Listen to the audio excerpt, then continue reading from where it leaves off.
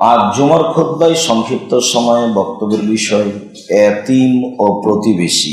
এতিম ও প্রতিবেশী সম্পর্কে এক গুরুত্বপূর্ণ সংক্ষিপ্ত তথ্যবহুল বিবরণের চেষ্টা করব ইনশাআল্লাহুল আজিজ। সম্মানিত দ্বীনী ভাই বোন, রাসূল সাল্লাল্লাহু আলাইহি সাল্লাম যেসব বিষয়গুলি খুব গুরুত্ব সহকারে পেশ করেছেন তার একটা গুরুত্বপূর্ণ বিষয় হচ্ছে প্রতিবেশী, একটা গুরুত্বপূর্ণ বিষয় হচ্ছে এতিম।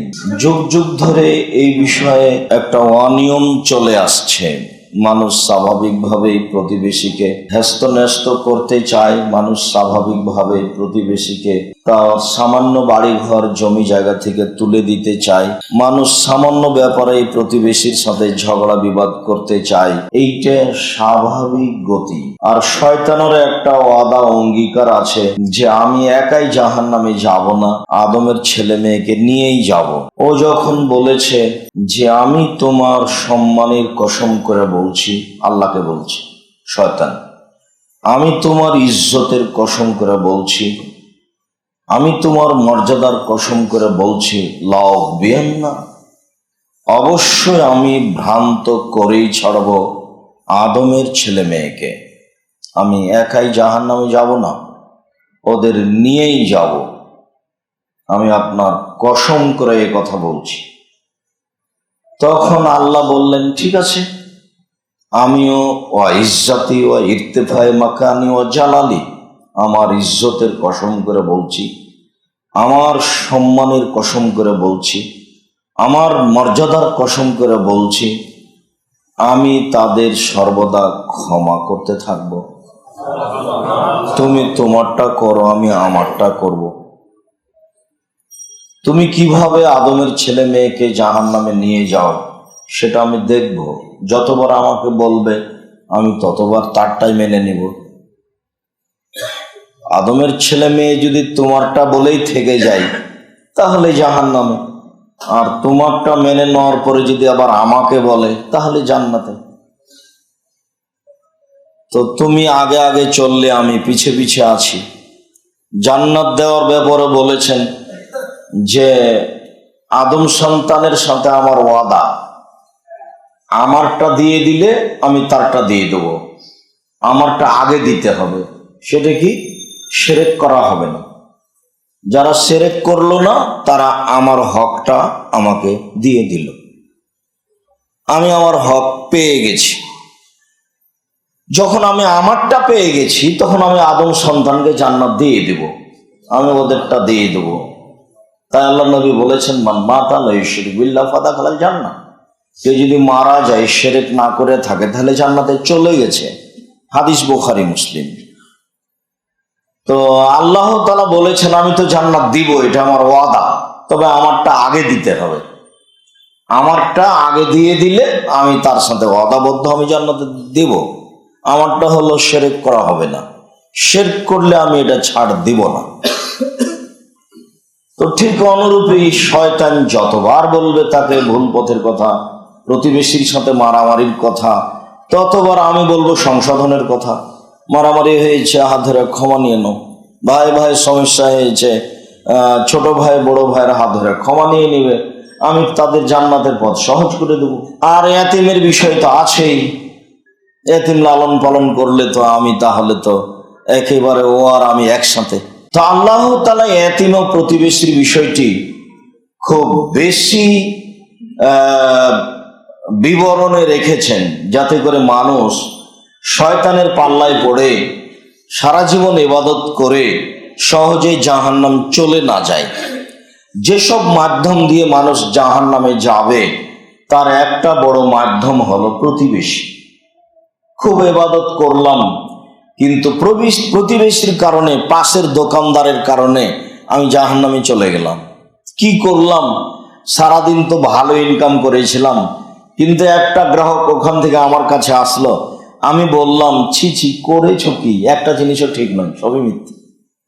3 নম্বর জিনিস ছাড়া 1 নম্বর জিনিস বিক্রি করে না। যা মনে চাইলো, আমি মনে করলাম যে তাৎক্ষণিক আমি সুবিধা ভোগ করলাম, কিন্তু সুবিধা তো আমার তাৎক্ষণিক নয়। আমি তো আর একদিনই ব্যবসা শেষ করিনি। ব্যবসা আমি করব, আমি মারা গেলে আমার ছেলে করবে, তার ছেলে করবে, তার নাম ব্যবসা। আর আমি তো বলেছি দিনী ভাই বোন, পৃথিবীর সকল মুসলিম পুরুষ নারীকে যে জমি চাষ করে খেলে অন্তর শক্ত হয়, ওটা জায়েজ, তবে ভালো নয়। আল্লাহ নবী বলেছেন, ব্যবসা করো, বৈধ ব্যবসা করো, বিচারের মাঠে নবীগণের সাথে থাকতে বাবা। অনেক বড় হয়ে গেল, ফাজাইলে আমলে আসা দরকার ছিল, কিন্তু ফাজাইলে আমলে তো এটা দেওয়া তারা প্রয়োজন মনে করেনি, এটার প্রয়োজন নাই, যার কারণে এদিক হয়নি, এটা থেকে গেছে। কথা তো রাসূল সাল্লাল্লাহু আলাইহি সাল্লাম বলছেন। আরো ব্যবসাকে চলমান করার জন্য বলছেন, দেখো ব্যবসা হয় মাল কিসব ওয়াল হালাল, অনেক সময় মিথ্যা কথা চলে আসে অনিচ্ছা সত্ত্বেও, অনেক সময় কসম চলে আসে অনিচ্ছা সত্ত্বেও। তাহলে এক কাজ করো, ফসুবহুবি সাদকা, দান খায়রাত করতে থাকো, ওটা মিটে যাবে। দান খায়রাত করতে থাকো, ওটা মিটে যাবে। এই কথা তো রাসূল সাল্লাল্লাহু আলাইহি সাল্লাম বলছেন 1450 বছর আগেকার কথা। তাহলে সব মিলে কি হলো, ব্যবসা একটা ভালো কাজ হলো। আবার বলছেন যে পার্টনার ব্যবসা, দুইজন মিলে যদি ব্যবসা করে তাহলে আল্লাহ তৃতীয় জন হয়। এবার ব্যবসায়ীর সাথে আল্লাহ আছে। আচ্ছা, পার্টনারে ব্যবসা করলে আল্লাহ সাথে থাকবেন কেন? তখন ইমান বোঝা যায়। বিকালে একজন বসেছে আর সকালে একজন বসেছে। বিকালে যে বসেছে ও রাত 10টার সময় বন্ধ করার সময় কিছু টাকা নিয়ে চলে গেছে। ও তো যেই সকালে বসেছিল সে তো 2টায় চলে গেছে বা 4টার সময় চলে গেছে। তো এখন একজনের আর একজনের আমানতদারি না থাকলে তো ব্যবসা চলবে না। এখন আল্লাহ বলছেন, আমি তৃতীয় জন, একজন যদি টাকা নিয়ে চলে যায় তাহলে আর আমি নেই, ওরা এখন 2 জন, ওরা এখন 2 জন, ওরা এখন 2 জন। ওরা আর ব্যবসা টিকাতে পারবে না, 6 মাস বছর ওটা ভেঙে যাবে, ভাঙতেই হবে। 2 জন মিলে ব্যবসা করা খুব ভালো, কিন্তু তাড়াতাড়ি ভেঙে যাবে, এটাও ঠিক, মানে টিকতে পারবে না, শয়তান তো লেগে আছেই। আর একটু যখন 19-20 হয়ে যাবে তখন আল্লাহ বলবে, তাহলে আর আমি নেই। 3 জন মিলে ব্যবসা তো আমরা করছিলাম, কিন্তু তুমি তো আমানতের নষ্ট করেছো, যেখানে আমানতের নষ্ট হয় সেখানে তো আমি থাকি না। আল্লাহ বলছেন হাদিসে কুদসি, আল্লাহ রাসূল বলছেন যে ব্যবসায়ী যদি 2 জন মিলে ব্যবসা করে তাহলে আমি তার তৃতীয় জন। যতক্ষণ 2 জন ঠিক আছে আমিও আছি, যখন 2 জনের মধ্যে একজনের আমানতদারিতে নষ্ট হয়ে গেছে, ক্ষতি হয়ে গেছে, তখন আমি আর নাই ওখানে। তাহলে ব্যবসায়ীর সাথে আল্লাহ আছেন, এ কথা আল্লাহ রাসূল বলছেন, হাদিস বুখারী মুসলিম। সম্মানিত দিনী ভাই বোন, আল্লাহ তাআলা বলেন, আ'বুদুল্লাহ ওয়া লা তুশরিকু বিহি শাইআ, পৃথিবীর মানুষ তোমরা এক আল্লাহর ইবাদত করো, তার সাথে বিন্দু মাত্র শরীক করো না। সামান্যতম শরীক উনি গ্রহণ করবেন না, সামান্যতম। আমাদের বুঝে সামান্যতম শরীক, সামান্যতম শরীক কি? আমি কথা বলছিলাম, টিকটিক টিকটিক করে উঠলো, বললাম যে ঠিক বলেছি, তা আমাদের বুঝে বুঝলাম এটা একটা ছোট শিরক, এটা বুঝলাম। কিন্তু অবাক হতে হবে আপনাকে, ভারত, বাংলাদেশ, পাকিস্তানের, বাংলাদেশের সরকারি স্কুল, কলেজ, অফিস, আদালতের প্রত্যেকটা নিয়ম ইহুদি খ্রিস্টানের সাথে মিশে আছে, আর সবটাই শিরকের সাথে জড়িত। অফিস আদালতের নিয়ম কানুন, শিক্ষা প্রতিষ্ঠানের নিয়ম কানুন, কলেজ বিশ্ববিদ্যালয়ের নিয়ম কানুন, কোর্ট কাচারির নিয়ম কানুন, সব সরকারি লেভেলের লোকজনের, প্রশাসনের লোকজনের চলার নিয়ম কানুন সব শিরকের সাথে জড়ে আছে। আসলে বন্যা বিপদ সীমার উপর দিয়ে যায় না, ঝড় বৃষ্টি বিপদ সীমার উপর দিয়ে যায় না, যাচ্ছে শিরক, শিরক বেদাত। পৃথিবীর মানুষ তোমরা এক আল্লাহর ইবাদত করো, তার সাথে বিন্দু মাত্র শরীক করো না। উনি একটুকু নিবেন না, শিরক নিবেন না, ওতে তার মানের হানি হয়, নিজেকে অপমান বোধ মনে করেন। আমি জানি সবকিছু, টিকটিকি জানলো কি করে? তুমি আমার মান দিতে পারো না, আমি তোমাকে নিজে হাতে সৃষ্টি করেছি। তুমি তো সামান্য, ওই লোকটা তোমাকে 10,000 টাকা দিয়েছে তাই তুমি দিন রাত তার প্রশংসা করে বেড়াচ্ছ। আর নির্বাচনী নেতাদের যারা অধীনে থাকে তারা যখন উঠে জনগণের সামনে কথা বলে তখন এমন প্রশংসা করে, ওরে অমুক তমুক বলতে বলতে এবার অনেকক্ষণ পরে নাম পীরদের মতো। তাহলে সামান্য ব্যাপারে কত কিছু বলছে, আর আমি সব কিছু আল্লাহর ভোগ করি, তা আমি আবার তাকে খাটো করি, তখন তার মানের হানি হয়, তখন আত্মমর্যাদাতে লাগে। মানুষের কর্মে জেনাতে আত্মমর্যাদাতে লাগে আল্লাহর খুব বেশি। আমি স্ত্রী দিলাম, দাসী দিলাম, এরপরে তুমি অশ্লীল কাজটা করতে গেলে কেন? এটা আমার আত্মমর্যাদায় লাগে। মানুষ জেনা করলে কার আত্মমর্যাদাতে বাধা দেয়? আল্লাহ। মানুষ শিরক করলে আল্লাহর আত্মমর্যাদাতে বাধা দেয়। আত্মমর্যাদা কি জিনিস? আত্মমর্যাদা হলো এই যে আপনার স্ত্রী বাজারে গেছে, তো সবার গায়ে ধাক্কা লাগছে, তখন আপনাকে খারাপ লাগছে, ছি এটা কেমন হয়ে গেল না, এর নাম হলো আত্মমর্যাদা। আপনার বাধা লাগে, মান সম্মানে বাধা লাগে, তার নাম আত্মমর্যাদা। আত্মমর্যাদা আল্লাহ রাসূল স্বপ্নে জান্নাত ঘুরছেন, ঘুরতে ঘুরতে দেখছেন খুব সুন্দর একটা টকটকে ঝকঝকে দামি ঘর, এত সুন্দর ঘর। একজন মহিলা পাশে বসে আছে পানি নিয়ে। মহিলা বলতে পারো এত দামি ঘর কার? উমারের। তখন আমার মনে চাইলো ঘরের বাহির এত সুন্দর, ভেতরেই বা কত সুন্দর, একটু দেখি না। চট করে মনে পড়লো উমারের আত্মমর্যাদা, অত বিশাল মানুষ তো, স্বাভাবিক মানুষ নয়, তার ঘরে ঢুকবো আমি, তার আত্মমর্যাদাকে লক্ষ্য করলাম, না না না না, এটা ঢোকা যাবে না। ফজরের টাইমে, ওমর শোনো, আমি স্বপ্নে জান্নাত দেখছিলাম, তোমার ঘরের পাশ দিয়ে গেলাম, কত সুন্দর ঘর, আমার মনটা চাইলো তোমার ঘরে একটু ঢুকে দেখি, তোমার আত্মমর্যাদাকে লক্ষ্য করে ঢুকিনি। তখন ওমর বলছেন, আল্লাহ নবী, আপনি নবী হয়ে আমার আত্মমর্যাদাকে ভাবেন, এই নিয়ে তিনি উমর কান্নাকাটি করতে লাগলেন। আসমা রাদিয়াল্লাহু তাআলা আনহা আবু বকর সিদ্দিকের মেয়ে, গরিব ঘরে বিবাহ দিয়েছিলেন জুবায়েরের সাথে।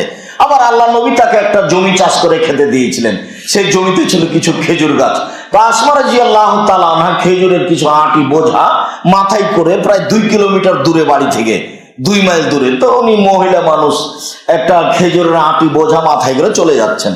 তো রাসূল সাল্লাল্লাহু আলাইহি সাল্লাম দেখে বললেন, আচ্ছা আসমা, তুমি আমার উঠে চলে আসো, পিছনে বসো। তখন আসমা বলছেন যে না, এইটা জুবায়ের আত্মমর্যাদায় বাধবে, আমি তার স্ত্রী। জুবায়ের যদি মনে করে তুমি আমার স্ত্রী, আর একজন মানুষের পিছনে উঠে উঠে চলে আসলে, আমি জুবায়ের আত্মমর্যাদাকে চিন্তা করে লজ্জা করলাম, বললাম না না না। তখন স্ত্রী জুবায়েরকে বলছেন ঘটনা এই, তখন জুবায়ের বলছেন, আসলে শোনো, রাসূলের পিছনে বসে আসলে তুমি আমার আত্মমর্যাদাকে ভেবেছো, এটা ঠিক, কিন্তু তুমি একটা খেজুরের আটি বোঝা মহিলা মানুষ মাথায় করে যখন বাড়িতে চলে আসো, তখন আমার আত্মমর্যাদাটা আরো বাধে, যে মহিলা মানুষ, আমার সংসারটা এতই দুর্বল যে এইভাবে তাকে কাজ করা লাগে। দেখো আসমা, আমার আত্মমর্যাদাটা আরো বেশি লাগে, আমার স্ত্রী এভাবে আসছে। কি বুঝলেন? এর নাম আত্মমর্যাদা। তো আত্মমর্যাদাতে আঘাত লাগে আল্লাহ, শিরকে খুব বেশি।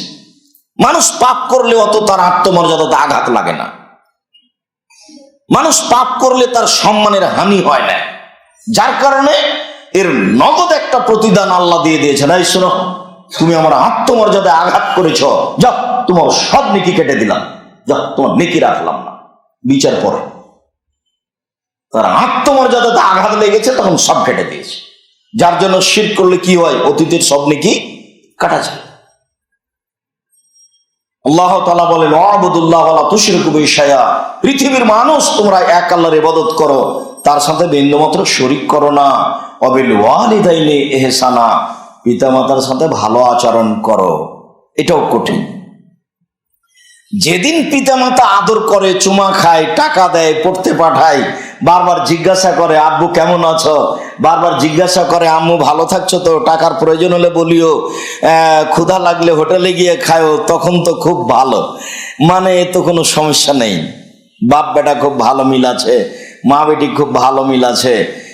এইবার যখন চাকরি বাকরি হচ্ছে না, এক পর্যায়ে মা বলছে এভাবে বসে কতদিন খাবি, এখন ভালোবাসা কমছে, বিবাহ শাদী হলো, দেখা যায় কথায় কথায় বউ উল্টা চলে, বউ যা বলে মা তার উল্টা বলে। এক পর্যায়ে দেখা গেল যে মাটির উপরে সবচেয়ে খারাপ মানুষ আমার মা। এবার নেন দেখেন, আর কিছু কিছু বাস্তব আছে তাই, একেবারেই মা উল্টা কথা বলছে, একেবারেই উল্টা বলবে, এটাই স্বাভাবিক। যার কারণে আল্লাহ এখানে এত শক্তভাবে আলোচনা করেছেন, হাত লাগিয়েছেন, যার কারণে রাসূল সাল্লাল্লাহু আলাইহি ওয়াসাল্লাম এত শক্তভাবে আলোচনা করেছেন। বাপ মার সম্মান বাড়াতে বাড়াতে বাড়াতে বাড়াতে আল্লাহ নিজের কাছে নিয়ে চলে গেছে। পৃথিবীর কোনো মানুষের সাথে বাপ মায়ের ভালোবাসার, বাপ মায়ের মান সম্মানের সম্পর্ক তুলনা রাখেননি। ওরা ভিন্ন। বাপ মায়ের সাথে সদাচরণে টিকে থাকা খুবই কঠিন, শেষের দিকে আরো কঠিন। কয়েক ভাইয়ের বিবাহ হয়ে গেলে, কয়েকটা বউ হয়ে গেলে, ছেলে মেয়ে হয়ে গেলে আরো কঠিন। ভিন্ন হয়ে ভাগনা ভাগ্নি যেদিন বাড়িতে আসবে সেদিন দেখি সবাই আমার কাছে খায়, বউর দিন রাত কান ভাঙ্গায়। হ্যাঁ, তোমার ভাগ্নে এখানে এসে খায়, তোমার ভাগ্নে এখানে এসে খায়, তোমার বোন আসে, এতগুলো রান্না বান্না করা লাগে। তখন ঠিকই তো দেখছেন আর ভাইয়ের কাছে যায় না, সব ভাগনা ভাগ্নি এখানে, মনটাই খারাপ।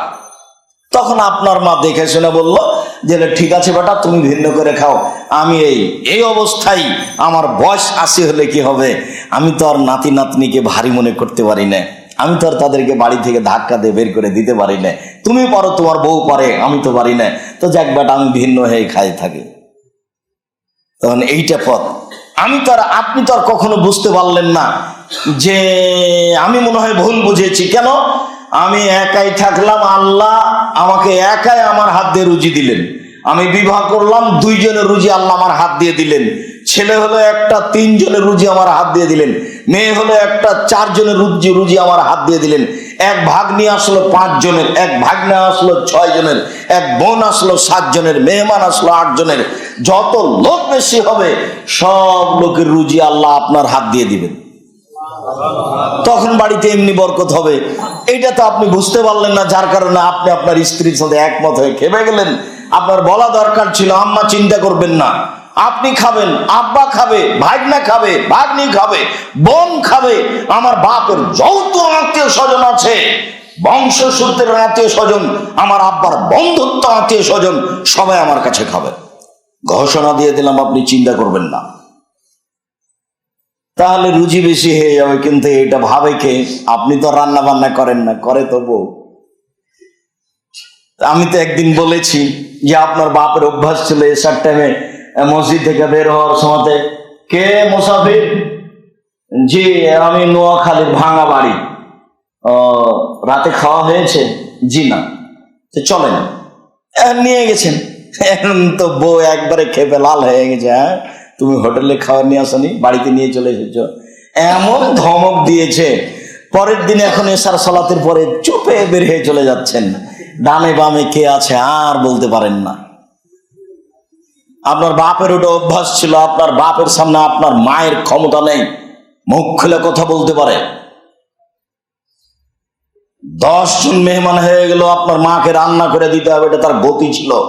এইভাবে শ্বশুরকে দেখেছে, শাশুড়িকে দেখেছে, ওইভাবে রান্না করা অভ্যাস হয়ে গেছে।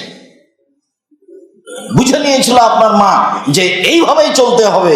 সে কোনোদিন 150 চাল রান্না করেনি, আজও করে না। আজও আপনার পাতিলটা দেখলে আপনার মা হেসে উঠে, এটি কি করে খাও বেটা? আপনার পাতিলটা দেখলে হাসে, এত বড় একটা পাতিল। আপনার মায়ের পাতিল ছিল এত বড়, সেটার সাথে মিল খায় না। পিতা মাতার সাথে সদাচরণ করো, জান্নাত মায়ের পায়ের নিচে। কথাই ঠিক। রাসূল সাল্লাল্লাহু আলাইহি সাল্লাম বলেন, জান্নাত মায়ের পায়ের নিচে। মায়ের পায়ের নিচে কি জান্নাত আছে? মাকে মেনে চললে জান্নাত হবে, এই কথা রাসূল সাল্লাল্লাহু আলাইহি সাল্লাম বললেন। জনৈক ব্যক্তি এসে বলছে, আল্লাহর নবী, আমার পিতা মাতা আমার কাছে কি পায়? মা হাক্কুল ওয়ালিদাইনি, আমার পিতা মাতার অধিকার কি আমার কাছে? তখন আল্লাহ রাসূল বলছেন, বলো কি তোমার পিতা মাতার অধিকার? মানে হুয়া জান্নাতুকা নারকা, হুমা জান্নাতুকা নারকা, তারাই দুজন তোমার জাহান্নাম, তারাই দুজন তোমার জান্নাত। বাপমা তোমার জাহান্নাম, বাপমা তোমার জান্নাত, ওরাই দুজন তোমার জাহান্নাম, ওরাই দুজন তোমার জান্নাত। এইভাবেই রাসূল সাল্লাল্লাহু আলাইহি সাল্লাম বলেন। অবেদিল কুরবা, নিকট আত্মীয়ের সাথে ভালো আচরণ করো, আল্লাহর আদেশ। সবচেয়ে নিকট আত্মীয় কে জানেন? ভাই। ভাইয়ের সাথে টিকে থাকা খুব কঠিন। অথচ একই পিতার পক্ষ থেকে সবাই এসেছে। চাঁপাইনবাবগঞ্জে একটা ভাষা বলে, ভাই ভাই ঠাই ঠাই। ও কিন্তু আপনার পরিবারের নয়, অথচ একসাথে একই মায়ের দুধ খেয়ে বড় হয়েছে। বিবাহ করার সাথে সাথে ও আর একজনকে, ভাতিজাকে, ভাইকে তার সংসার একটু সহযোগিতা করতে পারবে, এরকম মন মানসিকতা খুবই কম আছে। খুব কম। ঝামেলা এখানেই বাঁধবে, সবচেয়ে নিকট আত্মীয়ের সাথে সদাচরণ করো। পৃথিবীতে সবচেয়ে নিকট আত্মীয় হচ্ছে ভাই। আল্লাহ তাআলা বলেন অবিদিল কুরবা, নিকট আত্মীয়ের সাথে সদাচরণ করো। আমার চোখের দেখা, যেটা আমি একদিন বলেছি মনে হয়, আমাদের গ্রামে দুই যে ভাই মারামারি লেগেছে, ঝগড়া দিয়ে সব জিনিস ভাগ করছে, তো ঢেঁকিটা কেটে ভাগ করে নিয়েছে। কেটে ভাগ করে নিলে তাতে কি হবে? কেটে ভাগ করে নিলে শয়তান যে তাকে খেপিয়ে তুলেছে এটা একটু ঠান্ডা হলো, যাক ওকে দেওয়া হয়নি, এটা তো হয়েছে। আবার বলছে যে এই বাড়ি ছেড়ে দিতে যদি হয় তো এমন লোককে দিব যাতে দিন রাত তোকে গুতা দিতে পারে, অথচ নিজের ভাই। সব শয়তান খেপিয়ে তুলেছে। অবিদিল কুরবা ওয়াল ইয়াতামা, তোমরা ইয়াতিমের সাথে সদাচরণ করো। ইয়াতিমের সাথে সদাচরণের ফল জান্নাত। রাসূল সাল্লাল্লাহু আলাইহি ওয়াসাল্লাম বলেন, শুনে রেখো, কাফিরুল ইয়াতিম ওয়াল আনা, যে ইয়াতিমের লালন পালন করে ও আর আমি জান্নাতে এইভাবে থাকবো। তখন আঙ্গুল দুইটি জমা করলেন, তর্জনী ও মধ্যমা, তবে একটু ফাঁকা রেখেছিলেন। দেখো, এতিমকে যে লালন পালন করবে সে আর আমি জান্নাতে এইভাবে থাকবো, একটু ফাঁকা রাখলেন। এখানে আর একটা কথা আছে, ওই কথাটার পূর্বে আর একটা কথা বলেনি। একটা লোক এসে বলছে, আবু হুরায়রা রাদিয়াল্লাহু তাআলা আনহু বলেন, কালা রাজুলুন আই শাকা রাজুলুন নবী সাল্লাল্লাহু আলাইহি ওয়াসাল্লাম কাসরাতা কালবিহি। একটা লোক এসে আল্লাহ রাসূলের কাছে অভিযোগ করলো, আল্লাহ রাসূল আমার অন্তরটা খুব শক্ত, ভিক্ষুক ভিক্ষা চাইলে আমি দিতে পারি না, একটু দোষ বন্ধু প্রতিবেশীকে একদিন খাওয়াতে পারি না, কাউকে দাওয়াত দিয়ে খাওয়াতে পারি না, মেহমান দেখলে আমার মন খারাপ হয়ে যায়, আমার অন্তরটা খুব শক্ত, রাতের অন্ধকারে একটু চোখের পানি আসে না কান্নাকাটি করলেও। তখন আল্লাহ রাসূল বলছেন, ইমসা রাসাল ইয়াতীম, তুমি ইয়াতীমের মাথায় হাত দাও, হাত দোলাই ইয়ারিক্য কালবক, তাহলে তোমার অন্তর নরম হয়ে যাবে। এ কথা রাসূল সাল্লাল্লাহু আলাইহি সাল্লাম বলছেন। আগে থেকে কিন্তু একটা কথা আছে যে ইয়াতীমের মাথায় কি করতে হয়? হাত বোলাতে হয়। জামিয়া সালাফে এখন 300 জন ইয়াতীম, এক একদিন যেতে হবে না, হাত বোলাতে হবে, এক একদিন যেতে হবে। খুব একটা যে দূরে, আর রাজশাহী একেবারেই কাছে, বিমানে উঠলে বিমান নামে প্রতিষ্ঠানের সাথে লাগায় জায়গা, 5-7 মিনিট হলেই চলে যাবেন প্রতিষ্ঠানে। 300 জন এতিম আছে। মানুষকে কি দিচ্ছে সেটা হিসাব পরে, এদেরকে রেখেছি এই জন্য যে আল্লাহ এদের উপর দিয়ে বিপদ বালা মুসিবত জামিয়া সালাফের আল্লাহ দূর করে দিবে। ওরা বালা মুসিবতের সামনে আছে, আল্লাহ ওদের মাধ্যম দেখলে পার করে দিবে। কত শত্রু ঘরে আর বাহিরে, মনে হচ্ছে যে শত্রুতা করা নেকির কাজ, এরকম ভাবে মনে হচ্ছে।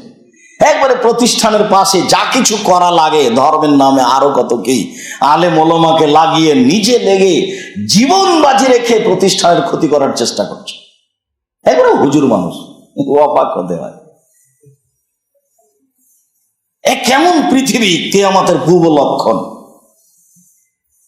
তো বালা মুসিবত আল্লাহ ওদের মাধ্যম দিয়ে দূর করে দিবে। এতিমের ব্যাপারে খুব খেয়াল করবেন। আল্লাহ তুমি আমাদেরকে বুঝে আমল করার তৌফিক দান করো। আল্লাহুম্মা আমিন। আলহামদুলিল্লাহ ওয়াহদা ওয়াসসালাতু ওয়াসসালামু আলা মান লা নাবিয়্যা বাদা। আল্লাহ তাআলা বলেন, ওয়াল ইয়াতামা ওয়াল মাসাকিন, মিসকিনদের সাথে সদাচরণ করো। মিসকিন সদাচরণ, খেতে দিতে হবে। ফকির মিসকিনকে খেতে দিলে একসাথে 3টে আমলের নেকি হয়। বিধবা মহিলার প্রতি লক্ষ্য করতে পারলে, ফকির মিসকিনকে খেতে দিতে পারলে এক কাজে 3 নেকি।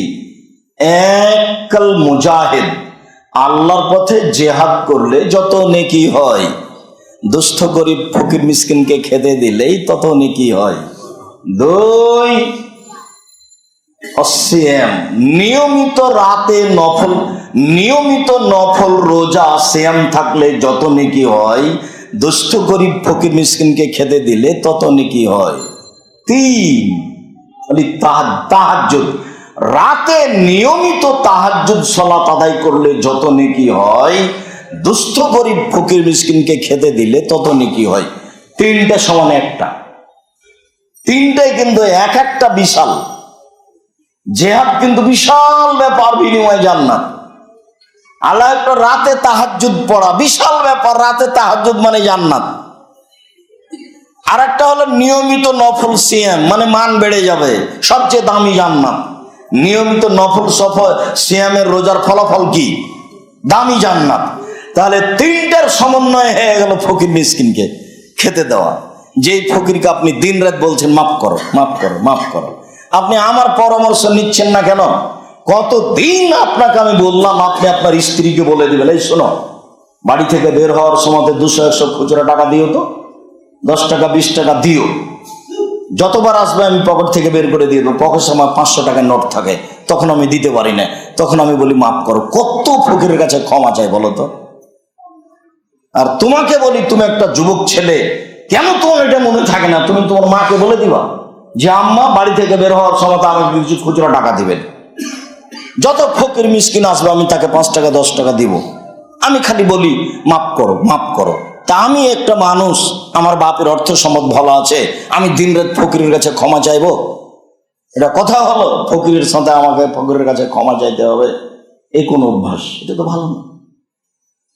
অল মাসাকিন অল জারে দিল কুরবা অল জারিল জনব, প্রতিবেশীর সাথে, নিকট প্রতিবেশীর সাথে সদাচরণ করো, দূর প্রতিবেশীর সাথে সদাচরণ করো। দুইটা পাশাপাশি, নিকট প্রতিবেশী, দূর প্রতিবেশী।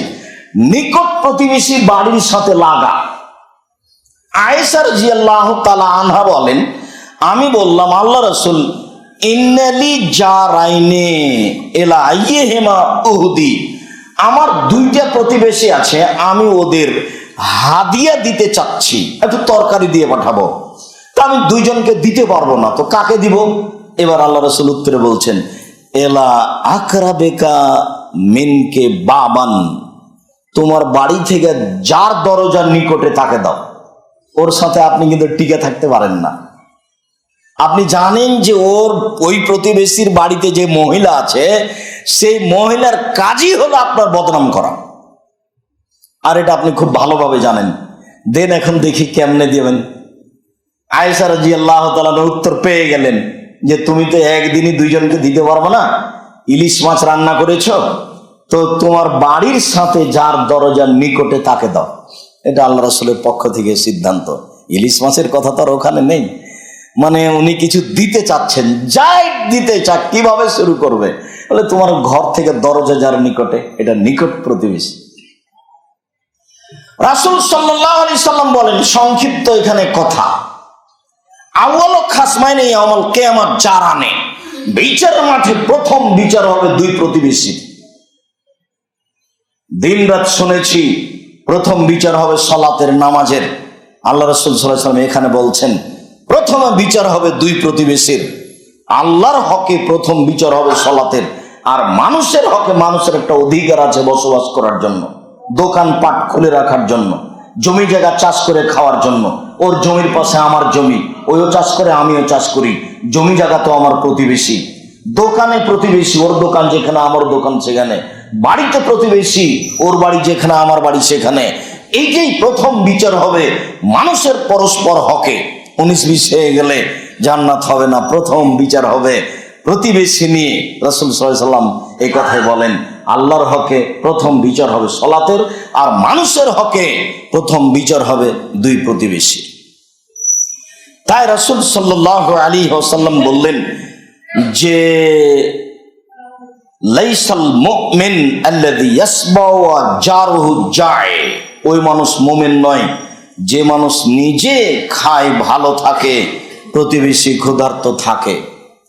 রাসূল সাল্লাল্লাহু আলাইহি ওয়াসাল্লাম এখানে আরো কঠিন ভাবে বললেন, তিনি বললেন, শোনো, সাহেবুল খায়রে লে সাহেব খায়রুন লে সাহেবিহি, সবচেয়ে ভালো মানুষ ওই যে তার বন্ধুর কাছে ভালো, স্ত্রীর কাছে ভালো।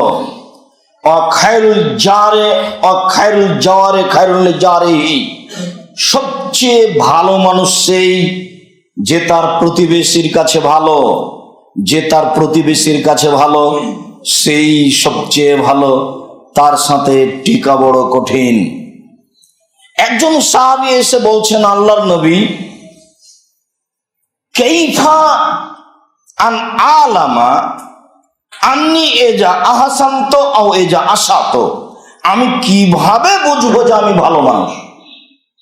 আমি যে ভালো মানুষ এটা আমি কিভাবে বুঝবো? আমি যে খারাপ মানুষ এটা আমি কিভাবে বুঝবো?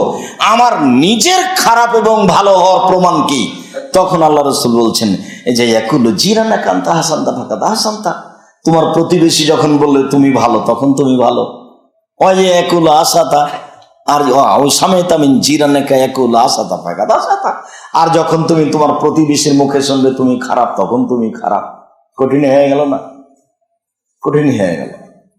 আবু হুরায়রা রাদিয়াল্লাহু তাআলা আনহু বলেন, রাসূল সাল্লাল্লাহু আলাইহি ওয়াসাল্লামকে জিজ্ঞাসা করা হলো, তুযকারু ইনদান নবী সাল্লাল্লাহু আলাইহি ফুলানাতা তুযকারু মিন কাসরাতি সালাতি ওয়া সিয়ামি ওয়া সাদাকাতিহা, আল্লাহর নবী অমুক মহিলা বেশি বেশি সালাত আদায় করে যার বিনিময়ে জান্নাত, অমুক মহিলা বেশি বেশি সিয়াম পালন করে যার বিনিময়ে জান্নাত, অমুক মহিলা বেশি বেশি দান খায়রাত করে যার বিনিময়ে জান্নাত। গায়রা আন্নাহা তুজি জিরানাহা বিলিসানিহা, তবে মুখ দিয়ে প্রতিবেশীকে কষ্ট দেয়, আল্লাহ রাসূল বলেন হে ফিন্নার, ও জাহান্নামে যাবে। সিদ্ধান্ত আল্লাহ রাসূল হাতে হাতে দিয়ে দিলেন, একবারে হাতে হাতে। আল্লাহ নবী অমুক মহিলা তিনটে জিনিস বেশি করে, তিনটার এক একটার ক্ষমতা হলো জান্নাত, প্রতিদিনের নিজস্ব ক্ষমতা জান্নাত। সিয়াম পালন করে বিনিময় জান্নাত, তাহাজ্জুদ পড়ে বিনিময় জান্নাত, দান খায়রাত করে তো জান্নাতে চলেই গেছে। তবে আল্লাহ রাসূল প্রতিবেশীকে মুখ দিয়ে কষ্ট দেয়, তখন সব উল্টে গেল। এবার বলছেন যে ফলাফল জাহান্নাম। কঠিন হলো না? রাসূল সাল্লাল্লাহু আলাইহি সাল্লাম বলেন চারটা জিনিস আছে যার সুখময় জীবন তার, চারটা জিনিস আছে যার সুখময় জীবন তার, চারটা জিনিস আছে যার সুখময় জীবন তার। এক, আল জারুস সালেহ, ভালো প্রতিবেশী। দুই, আল মারাতুস সালেহা, ভালো স্ত্রী। তিন, আল মারকাবুল হানি, একটা ভালো গাড়ি, যখন তখন নষ্ট হয় না, একটা সাইকেল আছে যখন তখন চেন পড়ে না। চার, আল বাইতুল ওয়াসি, প্রশস্ত ঘর, অন্তত মেহমানের জন্য একটা বড় ঘর রাখবেন, 5 জন 7 জন 10 জন যেন মেহমান একসাথে বসে খেতে পারে। ছোট ছোট ঘর তো এখন তো ভাড়া দেওয়ার জন্য ছোট ছোট করা হচ্ছে, কিছু মাত্র থাকার মতো হলেই তো হলো, তাহলে তো ভাড়া পাওয়া যাবে। কিন্তু রাসূল সাল্লাল্লাহু আলাইহি সাল্লাম বলছেন প্রশস্ত ঘর লাগবে, প্রশস্ত ঘরে বসবাস করে শান্তি পাওয়া যায়। চারটে জিনিস আছে যার সুখময় জীবন তার, চারটে জিনিস নেই যার ধ্বংস জীবন তার, চারটে জিনিস নেই যার ধ্বংস জীবন তার। এক, খারাপ প্রতিবেশী। দুই, খারাপ স্ত্রী। তিন, অপছন্দ গাড়ি। চার, সংকীর্ণ ঘর। পাল্টে ধরলেন আল্লাহ রাসূল, একবারে মুখামুখি একই হাদিসে দুটা উল্লেখ করলেন পাশাপাশি। আল জারিজুল কুরবা আল জাল জুনুব ওয়াস সাহিবি বিল জামবে, পথিক চলার সাথে গাড়িতে উঠেছেন, ওর সাথে ভালো আচরণ করতে হবে। আপনি যে অটোতে উঠতে গেলেন, উঠার সময়তে আপনি আগে থেকে বসে আছেন, তো একটা লোক উঠার সময়তে উঠে যেমন উঠছে আর গাড়িটা গড়ে গেছে, তখন একবারে ব্যাগ সহ ধাক্কা খেয়ে আপনার মাথার উপরে পড়ে গেছে, তখন আপনি কি বললেন বলেন তো দেখি? আপনি কি বলতে পারলেন মনে কিছু নিয়েন না, আমি মনে কিছু নিই, আচ্ছা বসেন বসেন বসেন। আপনি তো চট করে বললেন, কপালে চোখ নাই, হিসাব থাকে না, গাড়িতে ওঠার বুদ্ধি থাকে না। এ হলো চলার সাথী, চলার সাথীর সাথে সদাচরণ। অবনি সাবিল, পথিকের সাথে সদাচরণ। পথিকের সাথে কি সদাচরণ করবেন? পথিক এসে বলছে টাকা আমার চুরি হয়ে গেছে, 200 টাকা দেন, তখন আপনি একবারে মুখামুখি বলে দিলেন মিথ্যুক, তুমি সরো এখান থেকে। সত্য তো হতে পারে, আপনি কি তার অন্তর্যামী? বেশিরভাগই মিথ্যুক, এ কথাই ঠিক, কমের ভাগ 2-1টা তো সত্য হতে পারে। যাক, 200 টাকা চেয়েছে, 50 টাকা দিয়ে বিদায় করেন, হতেও পারে। কাজেই পথিকের সাথে সদাচরণের জন্য রাসূল সাল্লাল্লাহু আলাইহি সাল্লাম বললেন, শেষ বাক্যে আল্লাহ তাআলা বললেন ওমা মালাকাত আয়মানুকুম, তোমার অধীনে যে সব দাসী দাস আছে, কাজের মেয়ে আছে, তাদের সাথে সদাচরণ করো। এবার জীবিকা নির্বাহের এক প্রান্তে এসে বলছেন যে কাজের মেয়ের সাথে সদাচরণ করো, আল্লাহ বলছেন এ কথা, নবীও বলেননি। দাসীর সাথে সদাচরণ করো, যে তোমার বাড়িতে কাজ করে থাকে খায়, তার সাথে সদাচরণের প্রয়োজন আছে, কিন্তু কাজ করে না, ভালো কাজ বুঝে না, একটা করতে বলেছি আর একটা করে দিয়েছে, বলেছি পাতিল নিয়ে আসো, পাতিলটা নিয়ে আসতে লেগে ফেলে ভেঙে দিয়েছে। কত ক্ষতি, দিন রাত মনে হচ্ছে পিটা, এরকম মনে হচ্ছে। কিন্তু কি করবেন, আল্লাহ রাসূল বলছেন এভাবে, আল্লাহ বলছেন এভাবে, তার সাথে সদাচরণ করো। ও কাজের মেয়ে, ও কম বুঝে, এই কথাই ঠিক। ও সাধারণ বাড়িতে জন্ম নিয়ে হুঁশ বুদ্ধি কম পেয়েছে, এই কথাই ঠিক। হঠাৎ করে আপনার বাড়িতে এসেছে 10 তলা বিল্ডিং, এভাবে চলা কাজ করা ও বুঝে না। এত পরিষ্কার রাখতে হবে এটাও বুঝতে পারেনি, এত পরিষ্কার ঘর বাড়ি তো দেখেনি জীবন।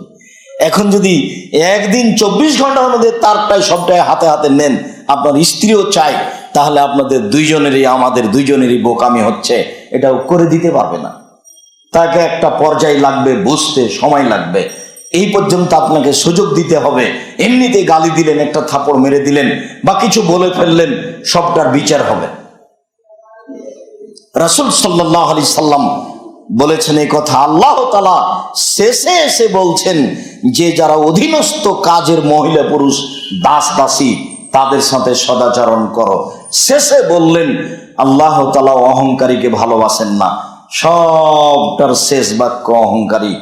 1 নম্বরে যদি আমি শিরক করি, আল্লাহকে না মানি, ভিতরে অহংকার কাজ করছে। 2, বাপ মাকে যদি ভালো মানতে না পারি, তাহলে ভিতরে অহংকার কাজ করছে। 3, ভাইয়ের সাথে যদি সদাচরণ করতে না পারি, তাহলে ভিতরে অহংকার কাজ করছে। 4, এতিমের সাথে যদি ভালো আচরণ করতে না পারি, তাহলে ভিতরে অহংকার কাজ করছে। 4, মিসকিনের সাথে, ফকির মিসকিন দরজায় ভিক্ষে চেয়ে দাঁড়িয়ে আছে, সরাই এখানে সবসময় ঝামেলা পাকাও। দেখো না আমরা খুব ব্যস্ত আছি। ফকির মিসকিনের সাথে সদাচরণ না করতে পারলে অহংকার প্রকাশ পাবে। দূর প্রতিবেশীর সাথে সদাচরণ করতে না পারা মানে অহংকার প্রকাশ পাচ্ছে। নিকট প্রতিবেশীর সাথে সদাচরণ না করতে পারা মানে অহংকার প্রকাশ পাচ্ছে। চলার সাথী, গাড়িতে উঠেছি, ভ্যানে উঠেছি, একটা কথা বলে দিলাম চট করে, আমি তার সাথে ভালো আচরণ করতে পারলাম না মানে অহংকার ভিতরে কাজ করছে। এরপরে কাজের মেয়ে দাস দাসী, ওর সাথে ভালো আচরণ করতে পারলাম না মানে ভেতরে কাজ করছে যে ও মানুষই নয়। এটা কাজের মেয়ে মানুষই নয়, অথচ মানুষ। তার নাক আছে, তার কান আছে, তার চোখ আছে, তার হাত পা আছে, সে চলতে পারে, সে আল্লাহকে চিনে, সে রাসূলকে চিনে, সে সালাত আদায় করে। কিন্তু আমার কাছে ওই এত তুচ্ছ ব্যক্তি যে ভাবখান মনে হচ্ছে ও মানুষই নয়। আপনি যে চট করে বললেন হ্যাঁ থাপ্পড় দেবো, কাজ হিসাব করে করতে পারেন, এই থাপ্পড়টা আপনি একটা লোককে দেন দেখি, যারা শক্তিশালী সমাজের, যা বলেন তো দেখি। ওখানে তো পারবেন না, তাহলে এখানে করছেন কেন? তাহলে এখানে আমি তাকে মানুষই মনে করি না, এই জন্য। তাহলে এইটাই তো বড় সমস্যা হয়ে গেল। এটাই তো ভিতরে অহংকার কাজ করে। তারই কাজের মেয়ের সামনে নিজেকে খাটো করে রাখতে হবে, নরম করে বলতে হবে। শেষ পর্যন্ত যদি বোঝা যায় এই দিয়ে কাজ হবে না, তাহলে 2 মাস, 1 মাস, 10 দিন, 15 দিন পরে বলতে হবে তোমাকে যে উদ্দেশ্যে রেখেছিলাম সেটা হচ্ছে না, আমি তোমাকে 1 মাসের টাকা দিয়ে দিচ্ছি, তুমি যাও। এটা ভালো পথ, আল্লাহ সন্তুষ্ট থাকবে, আপনার বাড়িতে বরকত নাজেল হবে। সম্মানিত দিনী ভাই বোন, মসজিদের উপস্থিত যারা আছেন এবং সারা পৃথিবীর যেখান থেকে যারা আমাদের এই জুমার খুতবা থেকে উপকৃত হওয়ার চেষ্টা করছেন, দিনী ব্যাপারে, সামাজিক ব্যাপারে, সমাজের ব্যাপারে, প্রতিবেশীর বিষয়টি রাসূল সাল্লাল্লাহু আলাইহি সাল্লাম যত শক্ত করে জোরালোভাবে উল্লেখ করেছেন, তাতে কোনো জায়গায় এত শক্ত উল্লেখ দেখা যায় না। আয়েশা রাদিয়াল্লাহু তাআলা আনহা বলছেন, আল্লাহর নবী বললেন যে জিবরাইল এসে খালি বলছেন প্রতিবেশীর হক দেখো, প্রতিবেশীর প্রতি লক্ষ্য করো, প্রতিবেশীর লক্ষ্য করো। জিবরাইলের বলার ভাবখান দেখে মনে হচ্ছে যে কোন সময় জিবরাইল বলবেন যে প্রতিবেশীকে জমি ভাগ করে দাও। বলার ভাবখান দেখে মনে হচ্ছে যে আমার ঢাকা শহরে 2টা বাড়ি আছে, কখন না জানি জিবরাইল এসে বলে যে একটা তোমার আর একটা তোমার প্রতিবেশী। মানে এত বেশি বলছেন জিবরাইল। হাদিস তো বুখারী মুসলিম। রাসূল সাল্লাল্লাহু আলাইহি ওয়াসাল্লাম বলছেন প্রতিবেশীকে কষ্ট দেয় যে লা ইয়াদখুলুল জান্নাহ, সে জান্নাতে যাবে না। রাসূল সাল্লাল্লাহু আলাইহি ওয়াসাল্লাম বলছেন মান কানা ইউমিনু বিল ইয়াউমিল আখির, যে আল্লাহকে বিশ্বাস করে, পরকালকে বিশ্বাস করে, কিয়ামতকে বিশ্বাস করে, ফালা ইউদি জারাহু, সেজন্য প্রতিবেশীকে কষ্ট না দেয়। প্রতিবেশীর বিষয়টি আল্লাহ এবং আল্লাহ রাসূল অনেক শক্তভাবে দেখেছেন। যেখানে শান্তিমতো জীবিকা নির্বাহ হয় না।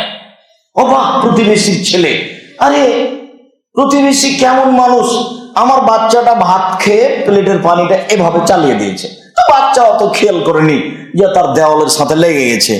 প্লেটের পানিটা, সেই প্রতিবেশী এমন লেগে গেল, একবারে আমাকে ধুয়ে ছেড়ে দিল। যা তার মনে হচ্ছে একবারে বস্তির মেয়ে বুঝেন না, মানে গালি দিতে পারলে খুশি। গালি দিয়ে জয়ী হওয়া মানেও বস্তির মহিলা, গালি দিয়ে জয়ী হওয়া মানেও বস্তির মহিলা। একেবারে নিম্ন শ্রেণীর মানুষ যারা এমনিতে মারামারি লেগে যায় আর মুখে অকথ্য ভাষা থাকে, অশ্লীল ভাষাকে, তার নাম বস্তির মানুষ। অবাক, আমার বাচ্চাটা দৌড়িয়ে যাচ্ছিল, আপনার বাচ্চার সাথে ধাক্কা লেগে পড়ে গেছে, যে দাঁতটা ভেঙে গেছে। আরে এই যে এমন লাগলো, এমন গালি দিল, মনে হচ্ছে জীবনে এত গালি শুনিনি। আচ্ছা, দাঁত কি ফিরে পেয়েছেন? বাচ্চার দাঁতটা চলে এসেছে। প্রতিবেশীর সাথে টিকে থাকা খুব কঠিন। প্রতিবেশীর গাছ একবার সিম ধরা গাছ, প্রতি পল্লীতে বসবাস করলে বোঝা যাবে, সিম ধরে গেছে। এই সময়তে প্রতিবেশীর ছাগলটা এসে গাছটা কেটে দিয়েছে, সিম সহ গোটা গাছটা নষ্ট। এবার দেখি আপনার ইমানটা কেমন কাজ করে। মানে একটা ছেলে মারা গেলে এত খারাপ লাগবে না, যে সিম গাছটা মানুষ করেছে ওকে যত খারাপ লাগবে। এখন খুব গালি দিয়েছে আপনার স্ত্রী। তো এখন রাতে এসেছেন, এসে বলল আপনার স্ত্রী যে ঘটনা, প্রতিবেশীর ছাগলে সিম গাছ কেটে নিয়েছে। সিম গাছ তো সিম ধরে গেছিল, ফুলও এসেছে অনেক, বেশ কিছু সিম দেখা দিয়েছে। এখন কত যে গালি দিয়েছে আপনার স্ত্রী। এখন ওই প্রতিবেশীর বাড়িতে যেতে হবে, গিয়ে বলতে হবে, আমার স্ত্রী আপনাকে অনেক গালি দিয়েছে, আপনার ছাগলে আমার সিম গাছটা খেয়ে নিয়েছে, সেই জন্য মনে কিছু নিয়ে না, আপনি মাফ করে দেন। পারা যাবে? এটা খুব কঠিন। মাওলানা সাহেবেরা আমরাই পারি না, কত কি আছে সমস্যা, তার কোনো হিসাব নাই। সমস্যা দেখলে আমাকে অবাক হতে হয় যে হুজুর মানুষ বিরোধিতা করাকে নেকির কাজ মনে করছে। অবাক হতে হয়, কেন এমন প্রয়োজন হলো। আমি আব্দুর রাজ্জাক বিন ইউসুফ, আমার বুঝতে পারি না আমি কোনো জায়গাতে ভুল হয় কিনা। আমি কারো ক্ষতি করলে আমি সফল হতে পারবো, এরকমটা আমার ভিতরে কোনোদিন কাজ করে না। ছাত্র জীবনে আমি কোনোদিন দেখিনি, আমি শিক্ষক জীবনে কোনোদিন দেখিনি। তবে মানুষ দেখি মাঝে মধ্যে খুব প্রয়োজন মনে করে যে এটা ক্ষতি করে দিলে ভালো হয়, এটা ক্ষতি করে দিতে পারলে ভালো হয়, জামিয়া সালাফের টাকাটা বন্ধ করে দিতে পারলে ভালো হয়। এরকম আমি অনেক দিন রাত দেখতে পাই। মাওলানা মানুষ, জাহান্নাম উদ্বোধন হবে মাওলানা সাহেব দিয়ে, জাহান্নাম উদ্বোধন হবে মাওলানা সাহেব দিয়ে। তখন আল্লাহ নবী হিন্দুর কথা বলেননি, ওরা যাবে জাহান্নামে, তবে উদ্বোধন হবে এই কথা তিনি বলেননি। ইহুদি খ্রিস্টান জাহান্নামে যাবে, তবে তাকে দিয়ে উদ্বোধন হবে এই কথা আল্লাহ নবী বলেননি। সুদ খেলে, ঘুষ খেলে, জেনা করলে, রাহাজানি করলে, চুরি করলে, দাঙ্গাবাজি করলে, জোর করে জমি দখল করলে, ক্ষমতার ভিত্তিতে এক জমি 17 বার বিক্রি করলে জাহান্নামে যাবে, এই কথা ঠিক, তবে তাকে দিয়ে জাহান্নাম উদ্বোধন করা হবে এই কথা রাসূল সাল্লাল্লাহু আলাইহি ওয়াসাল্লাম বলেননি। রাসূল সাল্লাল্লাহু আলাইহি ওয়াসাল্লাম বলছেন মাওলানা সাহেবকে দিয়ে জাহান্নাম উদ্বোধন করা হবে, পাগড়ি যত বড়ই হোক, বক্তব্য যতই জোরালো হোক না কেন, রেহাই হবে না বিচারের মাঠে। সম্মানিত দিনী ভাই বোন, প্রতিবেশী সম্পর্কে আর এতিম সম্পর্কে আলোচনা করছিলাম, যার বিনিময় জান্নাত। তাদের সাথে টিকে থাকা খুব কঠিন, কাজে ঈমান টিকিয়ে রাখার ভিত্তিতে অল্প সময় জীবন মারামারি করতে করতে নাই। আমি অবাক হলাম, মাওলানা শেহাবুদ্দিন সুন্নি, গত শনিবারে আমি তার জানাজায় গেছিলাম। ঢাকা থেকে জামিয়া সালাফে বীরহাটাবো থেকে সেই গাইবান্ধা গোবিন্দগঞ্জ পল্লী অঞ্চলে, তিনি খুব পরহেজগার মানুষ এবং বড় আলেম, প্রায় 60 বছর যাবত একটানা বুখারী পড়ে আসলেন। তো যারা খুব কাছের মানুষ তারা অনেকেই আমি জানা যায় দেখতে পেলাম না, কোথায় ভিতরে কি কাজ করছে আল্লাহ ভালো জানে। আমি বললাম আপনারা দোয়া করেন। রাত্রি 2টা-3টার দিকে উনি মোবাইলে কথা বলতেন আমার সাথে, তখন বুঝতে পারতাম যে লোক নিয়মিত তাহাজ্জুদ পড়ে। কোনোদিন বৃহস্পতিবার সোমবার পার হয়নি যে তিনি সিয়াম থাকতেন না। আল্লাহ তুমি এরকম মানুষকে ক্ষমা করো, তুমি তাদের কবরকে প্রশস্ত করো, তুমি তাদের জন্য জান্নাতের পথ সহজ করে দাও। আল্লাহ আমাদের যারা মারা গেছে তাদের তুমি কবরের শাস্তি মাফ করে দাও। এই মসজিদের সাথে যত মুরব্বী চলে গেছে তারা কবরে আছে, তুমি তাদের কবরের শাস্তি মাফ করে দাও, তুমি তাদের কবরকে প্রশস্ত করো, তুমি তাদের কবরকে আলোকিত করো। আমরা যারা বাড়িতে হাসপাতালে আছি, অসুস্থ অবস্থায় আছি, তুমি তাদেরকে আরোগ্য দান করো।